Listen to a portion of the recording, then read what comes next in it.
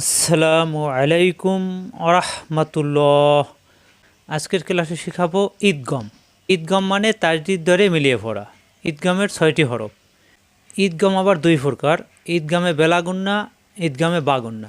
বাগুন্না অর্থাৎ গুন্না সহ মিলিয়ে পড়া, আর বেলা গুন্না হলো গুন্না ছাড়া মিলিয়ে পড়া। পরের ক্লাসে আমরা গুন্না ছাড়া মিলিয়ে পড়বো। আজকের ক্লাসে আমরা ঈদগামে বাগুন্না শিখব। নুন সাকিন পড়ার 4টা নিয়ম: নুন সাকিনের ইকলাফ, নুন সাকিনের ইজহার, নুন সাকিনের ঈদগাম, নুন সাকিনের ইকফা।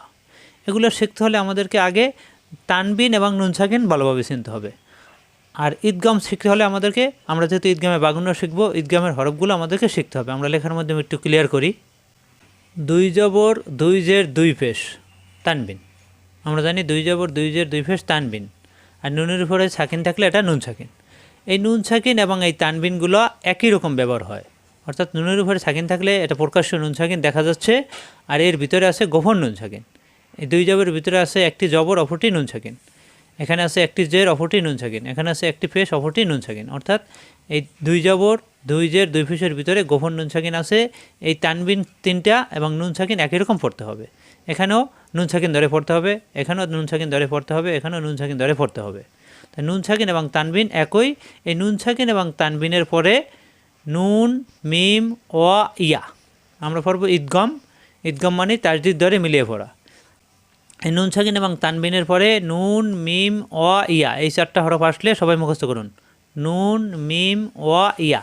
এই নুন সাকিন এবং তানবিন, এই তানবিন এবং নুন সাকিনের পরে নুন, মিম, ও, ইয়া, এই 4টা হরফ আসলে ঈদগম হবে। অর্থাৎ তাজদিদ ধরে মিলিয়ে পড়তে হবে। কীভাবে পড়বো আমরা বই থেকে দেখি।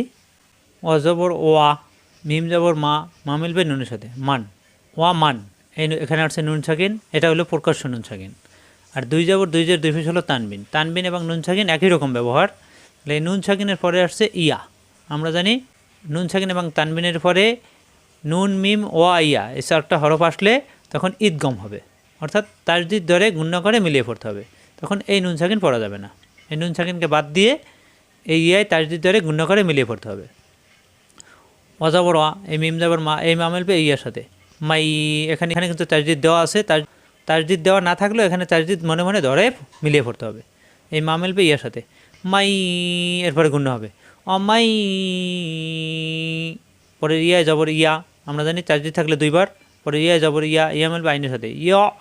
মিম যাবর মা, মা মিলবে ইলামের সাথে, মাল, ইয় মাল, অমাই ইয়া মাল। এখানে আরেকটা নিয়ম আছে, সাকিন তাজদিদ পাশাপাশি থাকলে সাকিন পড়তে হয় না, তাজদিদ পড়তে হয়। এই তাজদিদের পাওয়ার বেশি, এই জন্য তাই তাজদিদ পড়তে হবে। তাহলে মা মিলবে ইয়ার সাথে, মাই, অমাই ইয়ামাল, অমাই ইয়ামাল। আগে আমাদেরকে মুখস্থ থাকতে হবে মিম, নুন, ওয়া, ইয়া। তাহলে ইয়াটা হলো ঈদগামে বাগুন্না। ঈদগামে বাগুন্না আমরা জানি ঈদগামে বাগুন্নার হরফ 4টি, ওয়া, ইয়া, মিম, নুন। তাহলে ইয়া ঈদগামে বাগুন্নার হরফ। এখানে ঈদগাম হবে, অর্থাৎ তাজদিদ ধরে গুণনা করে মিলিয়ে পড়তে হবে। অমাই ইয়ামাল, নুন যাবর না, না মিলবে ফাইয়ের সাথে, নাপ, সিন্দুজের সিন, নাপ সিন। এখানে আসছে তানবিন। আমরা জানি দুই জবর, দুই জের, দুই পেশ, তানবিন। তানবিন এবং নুন সাকিন একই ব্যবহার। এই দুই জেরের ভিতরে একটি জের, অপরটি নুন সাকিন। তাহলে এখানে গোপন নুন সাকিন আছে, তাহলে এটা নুন সাকিন। এই নুন সাকিনের বাম পাশে আসছে ওয়া। আমরা জানি তানবিন নুন সাকিনের বাম পাশে ওয়া, ইয়া, মিম, নুন। অর্থাৎ তাজদিদ ধরে গুণনা করে মিলিয়ে পড়তে হবে। তাহলে এখানে নাপ, এই দুই জেরের এক জের এসে ওয়ার সাথে গুণনা হবে, এখানে মনে মনে তাজদিদ ধরে, নাপ সিউ। এখানে তাজদিদ হলে 2বার। পরের ওয়া আবার জবর, ওয়া, মিমালি জবর মা, ওয়া মা, একালিপ টান হবে, নাপ সিউ আমা, নাপ সিউ আমা।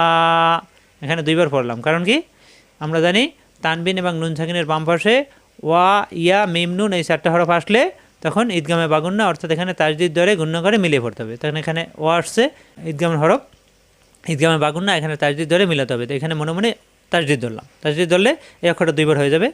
তখন এই এক জের এসে ওয়ার সাথে গুণ্য হবে, নাপ সিউ।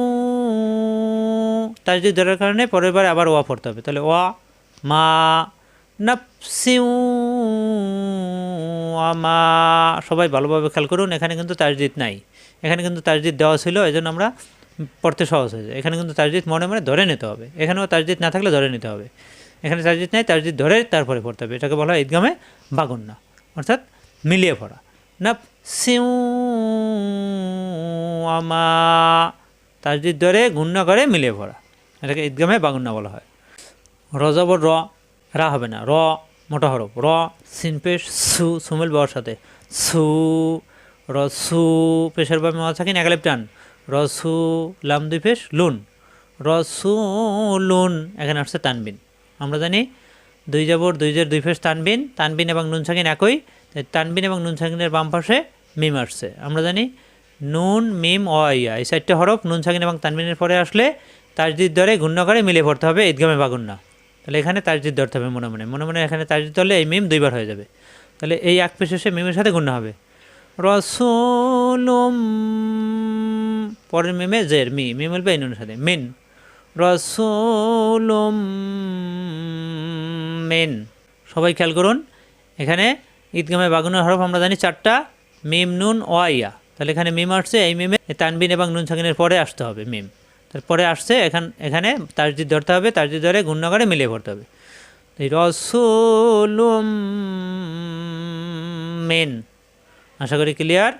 এরকম নুন সাকিন এবং তানবিনের পরে ওয়া ইয়া মিম নুন এই 4টা হরফ মুখস্থ রাখবেন। এই 4টা হরফের পরেই এরকম মিম আসলে, নুন আসলে, ওয়া আসলে, ইয়া আসলে তাজদিদ ধরে গুণ্য করে মিলিয়ে পড়তে হবে। এটাকে বলা হয় ঈদগামে বাগুন্না। আশা করি ক্লিয়ার। ঈদগামে বাগুন্না। এর পরের ক্লাসে আমরা পড়বো ঈদগামে বেলাগুন্না, অর্থাৎ গুণ্য ছাড়া কীভাবে পড়তে হয়, আর এখানে গুণ্য সহ পড়তে হয়। আজ এ পর্যন্তই। আসসালামু আলাইকুম আ রহমাতুল্লাহ।